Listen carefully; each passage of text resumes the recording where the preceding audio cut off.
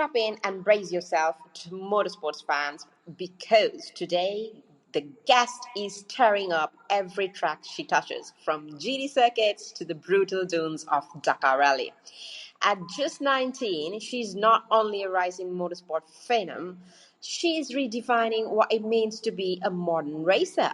Born into a racing dynasty, raised on horsepower and ambition, and already a veteran of cross discipline competition, she's proving that being young, female, and fierce is a triple threat the motorsport world needs more of.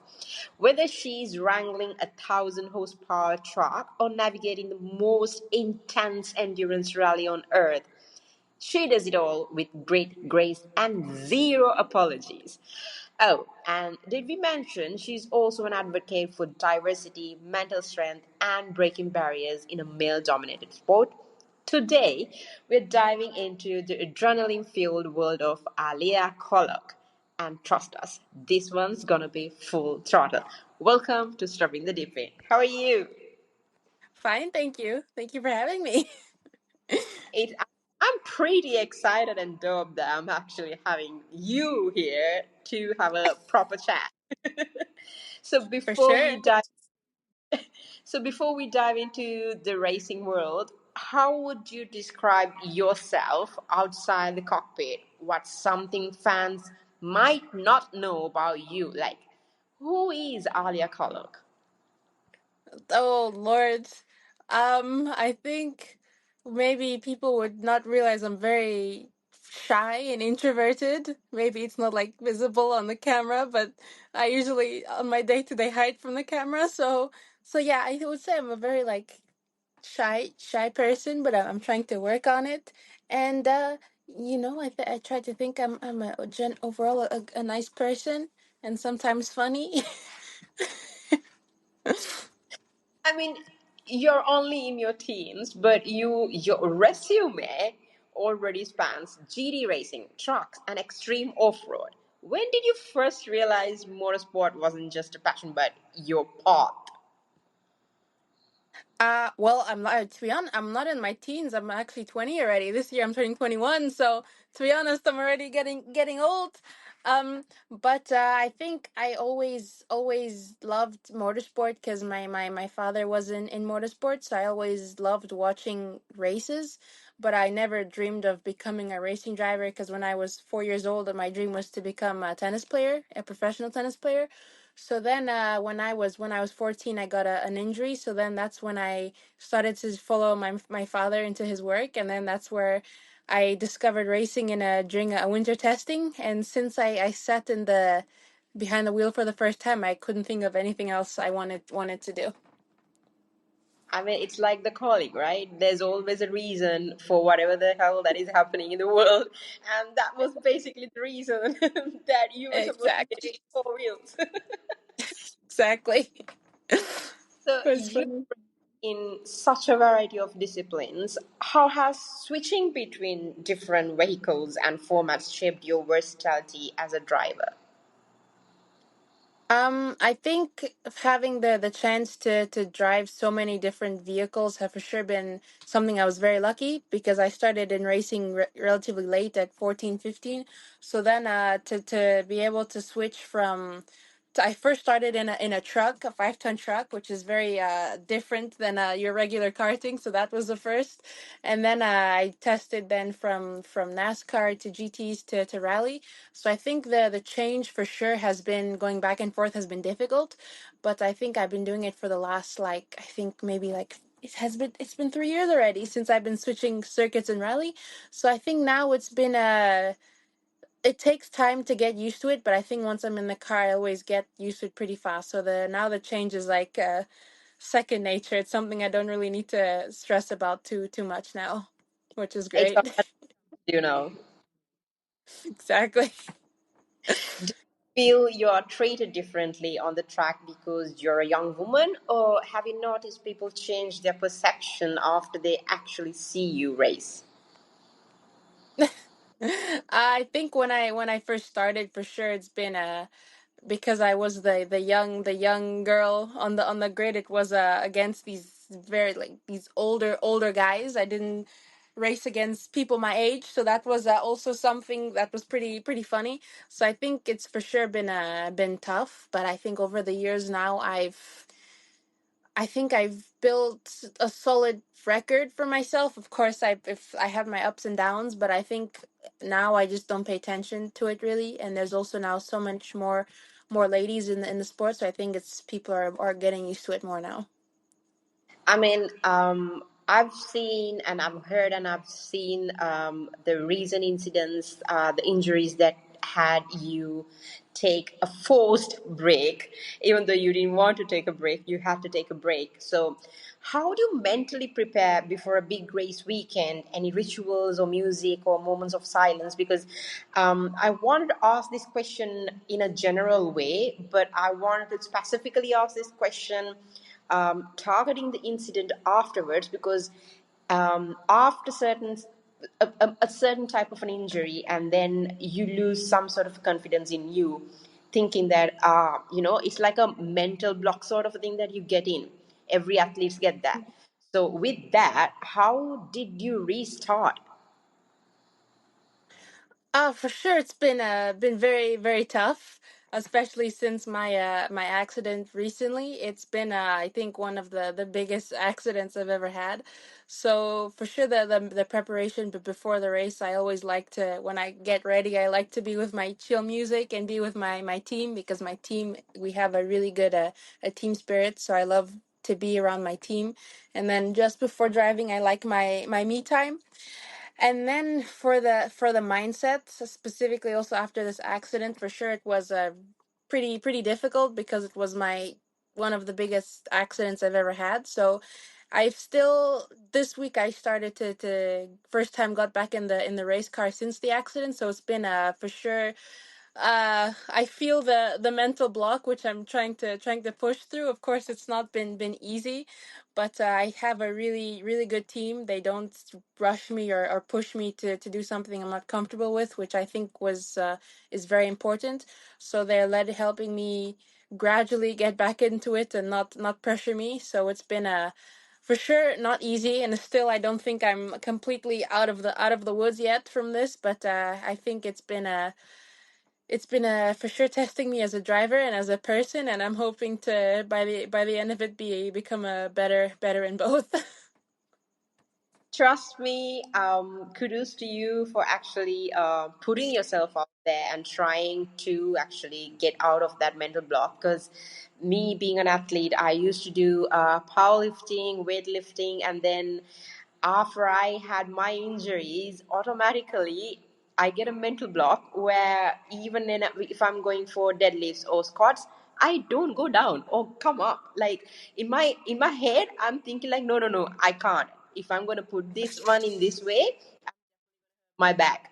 I don't want to go into that whole recovery part again. So it was a very hard moment for me to get out of that mental block. And everyone knew that I can push the weight, but I'm not. Like, can you imagine you doing deadlifts and just asking one person to come and give you a spot? Like, the person just keeps one finger and damn weight like nothing.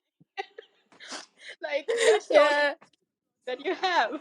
So I understand totally, but I'm sure that you'll be getting out of it quicker than anybody else. I hope so. I hope so.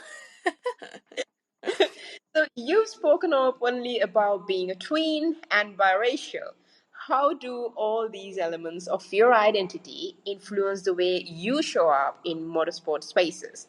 And to add into that, have you ever thought of pulling a prank with your twin, saying that this is Alia and doing it, and then ended up with not being you? Like, have anybody actually get mixed up with you both if both of you are actually at the tracks?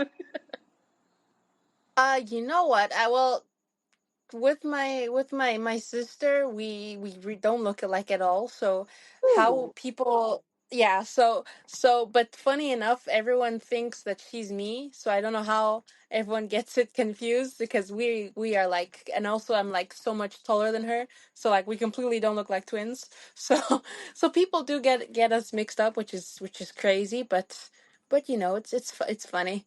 I guess they try, but they always mix it up somehow, which is, I don't know how, but yeah. So have you ever had the influence that you got through your identity to pursue these motorsport spaces? Have you ever been treated differently? If not, if since you're a biracial kid who's getting into a male-dominated sport. To be honest, I think the different, well, of course, when you're in a sports and you don't have one specific like country, it gets difficult because you don't have a like it's a good and a bad thing that you don't have a really specific fan base. So Yeah. I have a little bit support from Czech, from Seychelles, from UAE, but I never have like a concrete solid.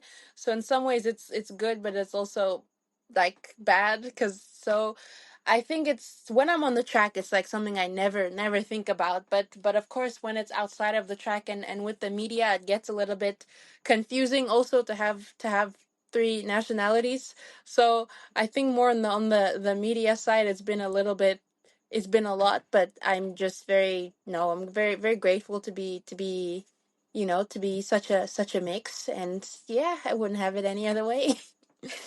I mean, listen, before we divided ourselves into countries and borders, this was just planet Earth, and everyone was just living on planet Earth. So There you you have go. global families, and you basically literally living on planet Earth makes you the person who is global advisor. Exactly. Yeah. So, an ambassador for equality and inclusion in racing. What does being seen mean to you in an industry where diversity is still growing? It is growing way better than it used to be those days, but do tell me your part in it. I think for me being so mixed cultured and getting in and being a girl in motorsports is something when I started something I was very passionate about to bring more diversity into the sport. Of course it's now that we seeing much more women in the sport and much more from different countries, but I think for me it's been very important because for me personally I never really fit in anywhere from what I felt. So I think for me it's been to promote it more in the sport that I'm very passionate about. It's been something that's been going hand in hand throughout my career so far. So I think as the years go by, I'm still gonna keep on promoting diversity and hopefully help the next generation, come into the sport, and we'll see some more different cultures, and would be really cool for the sport. I'm pretty sure that's going to ignite many people who are going to listen to this and watch you also, because your skin color, from your skin color to you, everything speaks about the dream that anybody can do it if they have the willpower. So that's what you're representing without any genders, without any skin colors or race or anything. If you're passionate, you can pursue anything you want. And that's exactly what the reality is also about. Unless, some sort of a person has a huge ego and an insecurity that does not want that to happen. Yeah, exactly. We don't want those. So, what inspired you to use your platform to become a voice for underrepresented communities? And do you ever feel the weight of that responsibility? Well, honestly, I think it's just been something that came relatively natural considering my background. So to bring it into the sports and specifically motorsport where it's such a male dominated sport, it's been something I think that came naturally when I started. I think I don't necessarily feel the pressure. Like, of course, I want to perform and make a do good, but I think for I want to also help the next generation. So I think it's been I mean, I do feel the pressure sometimes. If anything, I put the most pressure on myself. But I think for this, I'm just want to show people that it's possible. And if you really work hard for it, you can do it. So I think yeah, I do put the most pressure on myself for that, but I try to just always focus on what I'm doing, and because I know I'm always gonna be doing my best.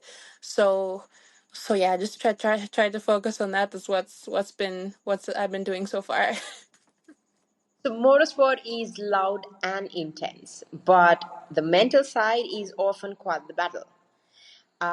How do you take care of your mental health behind the scenes? Because it's really important, but nobody's talking about how important it is and how difficult it is. Because as a driver, you don't just drive a car. You come with, I mean, you being a human, you come with all your emotions, all your issues, all your personal problems, and everything. But when you're on a race car, you have to focus on many things while you're battling up with the separate issues that you have in your head as well. So, please do tell us, how do you battle mental health? Uh, I think mental health and the whole mental preparation is something I've been really trying to focus on more throughout the past year. I think it's something that no one really talks about a lot, which is I think is very overlooked. Um, I mean, I think to have a very good support system around you is for sure one of pretty crucial, because you really can't do anything by yourself. So I've been having my father and my family with me, who's been always a very big support, and I'm lucky that they're able to go to the races. So every time I have a bad race, or I'm not feeling yeah, I'm not really feeling good, always can go to them. So I think to have the proper support system is pretty crucial.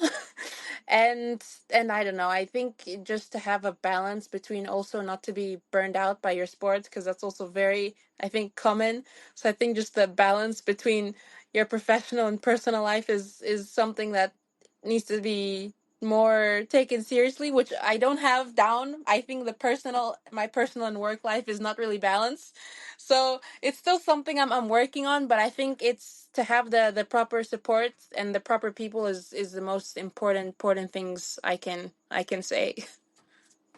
So, what's been one of the toughest non racing related challenges you've had to overcome to be accepted or understood in this sport? Um, I think if you don't think about it exactly like in the racing, but somewhat around my sport, the thing I struggle with most is the people interaction. As I mentioned, I'm shy, so I'm not really comfortable with the public speaking. So I think in that sense, when I go to my races, I'm very like quiet, which I don't usually sometimes don't want to be, but I'm not really a social person. So I think that's something I've been trying to work on, which I struggle with still, considering in sports you need to be social. So it's the main thing I've been struggling with, but I think I'm slowly getting better. I mean, you are here helping out a lot of people, advocating them, and representing diversity, underrepresented communities, and everybody. But who's there for you when you need support? Who's your person to go to?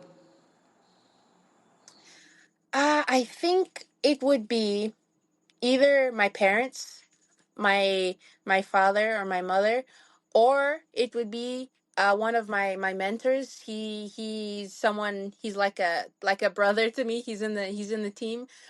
He knew me since I was a baby, so an issue, I always go to him. He's like the most funny and positive guy, and we're last year we also were teammates. We were racing in the same car. So I think I have a very good with my parents and him. His name is David. If he's listening, he knows.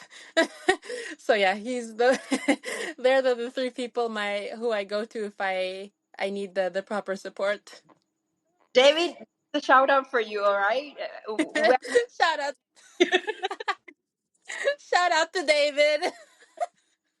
Hey, David, this is Alia here talking about you.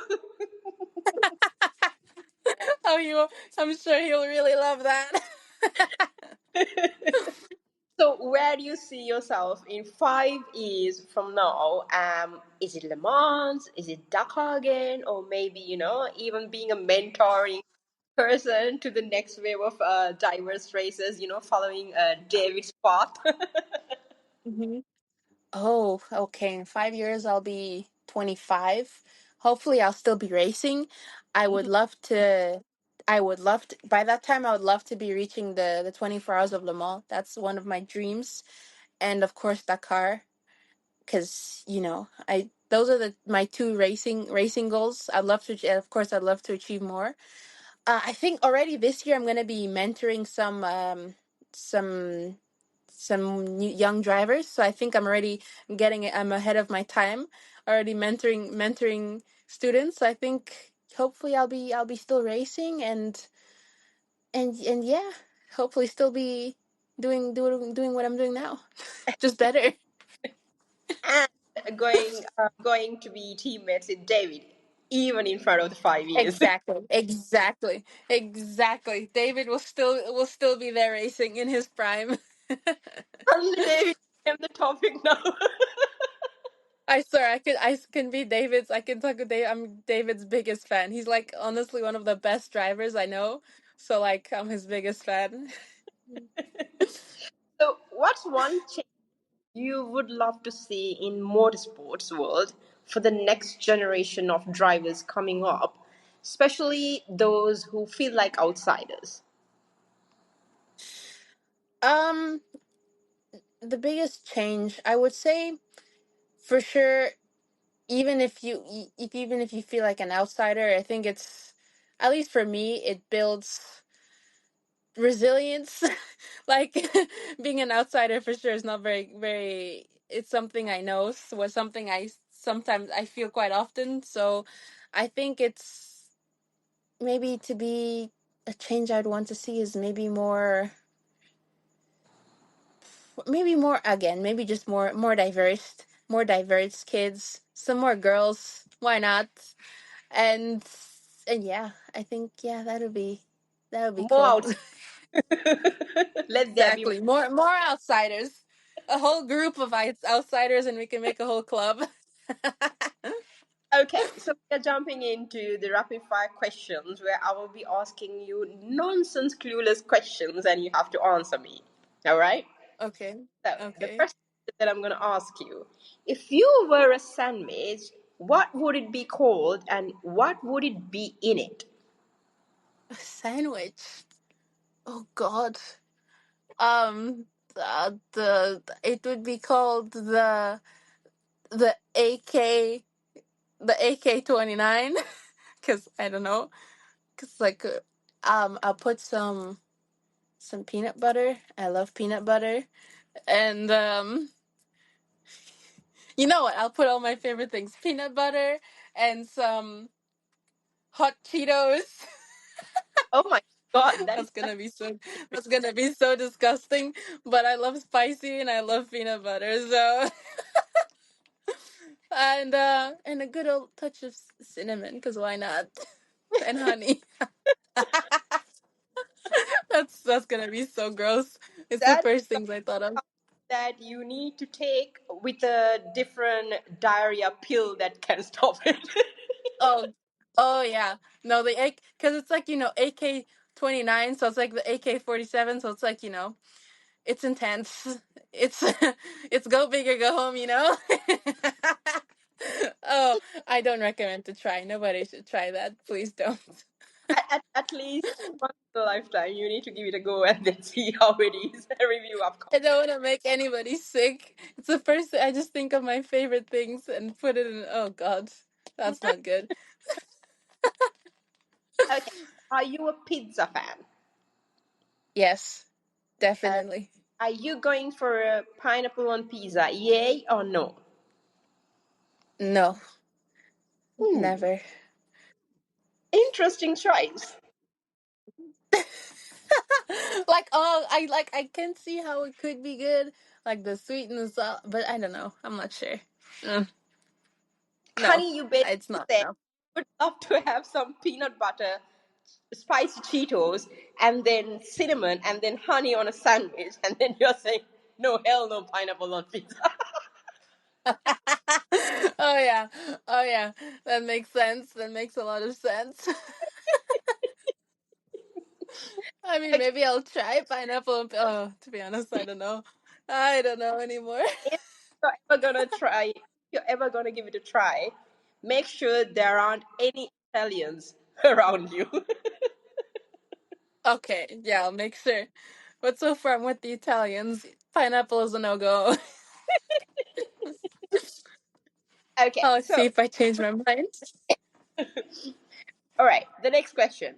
Would you rather race in a rally car with a flat tire or a GT car with a jammed radio blasting Taylor Swift the whole time? Well, I did drive a rally car. Like, can I change the tire or not? No. Oh my god! Because I drove with a flat tire. It depends on how many kilometers, you know. Like one time, oh okay. And but Taylor Swift, I'm not the biggest like Taylor Swift person. Nobody comes for me, but I'm not the biggest Taylor Swift fan. So I let's think go I with will the lose rally. it if I listen to Taylor Swift. I think I'll go with the rally because if I listen to Taylor Swift while I'm driving over and over again, I'm gonna lose it. I Yeah. I think the You'll rally be car. hopping the GT car. Then and then you'll just start. Honestly, I'll park it to the side of the track and walk back. I couldn't. Maybe at least like maybe 2 laps max. Damn ready. I don't think I can even go for one lap with that. Honestly, literally, like we didn't specify kilometers, so I can go like a good 4 kilometers with a flat tire. I've done that. Better with There what you you go. already experience in it. Exactly. Okay. Exactly. So the next question. You're stuck on a desert island. You can bring one race car, one teammate. I'm pretty sure I already know who's the teammate is going to be, and one. Yeah, you do. Okay. One race car and one How teammate.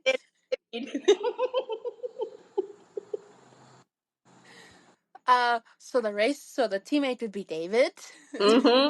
obviously. I would say the race car. I would be my rally car, my T1 Plus. It has big wheels. You can in the desert island. You can start drifting in the sand or whatever until you run out of fuel. Then it's not so fun anymore. but my rally car is very fun. So David and my T1 Plus. So, what's your one snack that you're gonna take? Ooh, snack. I think it would. I don't have a fridge, so I wouldn't bring yogurt. Yogurt is my go-to snack always. So if I don't got that, I would go for some um I'm stuttering uh, d- uh, protein bar. I don't know. That doesn't sound good though. No, no. I'll go for Ritz. Ritz crackers. Let's have some peanut butter there. Exactly. All I can think of is Ritz. Okay, so if you switch lives with any motorsport legend just for 24 hours, who would it be and why? Oh my god. I feel like honestly, listen to this. I feel like the right answer would be Lewis Hamilton because he does so much. Like a part of racing, he does like, fashion and all that. And I would, his life seems really, really cool. Honest, like if you think about it. I And mean, he's yeah. standing in front of a Vogue magazine for being a model and then going for Met Gala, being a judge, and Honestly. Like doing and then I don't know production. if that's a cliche answer. Like, because he's like the biggest, like the first thing you think of, but like to be honest, it's fair. Like Met Gala and all that, I wouldn't mind to go.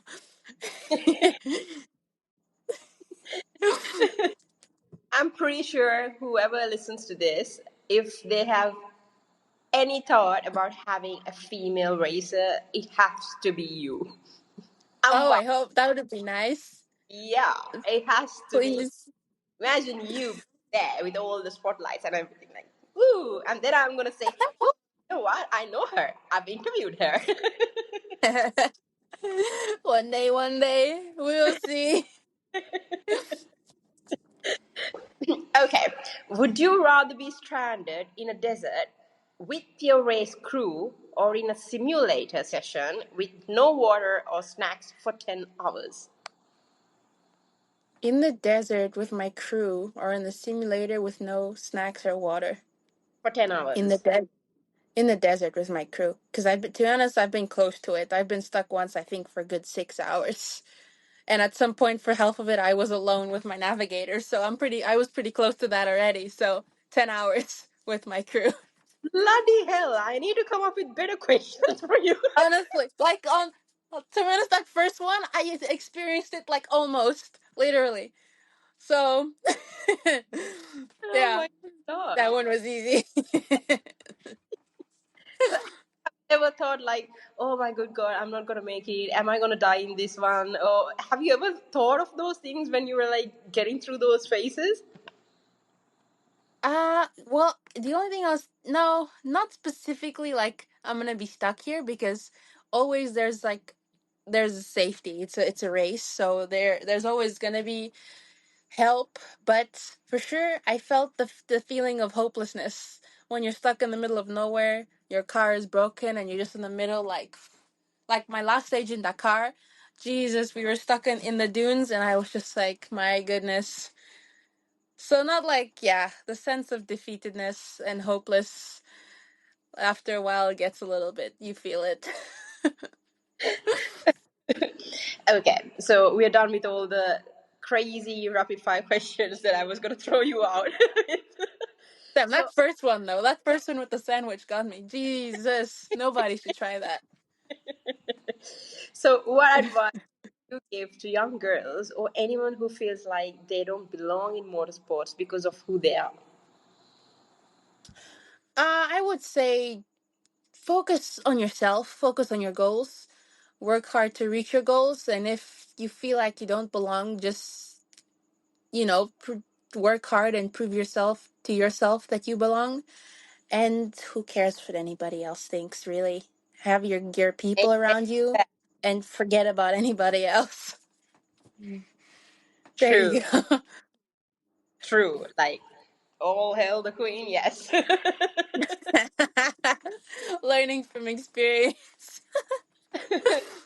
End of the day, what matters is what you think about yourself and what sort of limitations that you have put onto yourself and how you're going to Hmm. break all those limitations that you have fixated in your head, because Yeah, regardless what the people are going to say, they will anyway will be saying that, whether it's good or bad, exactly. it's anyway going to be there. What matters is what you're going to tell yourself and how you're going to feel about Hmm. yourself.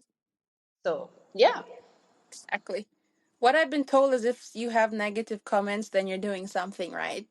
So yeah, that's That is comfort. right. So we have this idiom. So I live in Sri Lanka, and we have this idiom, which I'll translate into English and tell you. It's like, you don't throw stones to a tree where there's no fruit.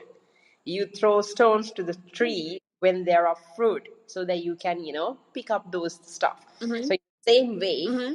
don't go and yell and say all the negativity and all that, trying to pull the leg and all that, just because that person is not doing anything good and all that. It's all because you do something different and really good that Hmm. people become so insecure and jealous and all that. And that's why they're doing all those things. Hmm. Yeah, there you go.